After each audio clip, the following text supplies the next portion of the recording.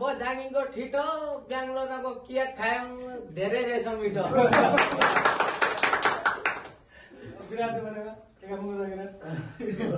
विराजबाट अब कस्तो बनाउँदाखेरि तँ सबैजना आए गया हेर्दै रहे रुख यिन त हुन् काजी साहब हेर यिनका मुख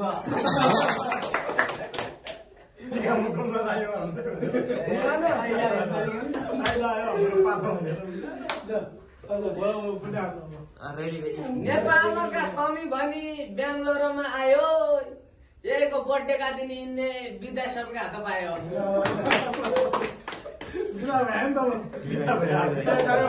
नेपाल है बेङ्गलोर आयौँ पैसामा कमाउने हो आज त बर्थडेको पार्टीमा हामी रमाइलो गराउने हो जहाँ गएले गीत त गाउने उहाँ हामी जिम आज त हाम्रो पार्टीमा आएको पुरै हाम्रो टिम हो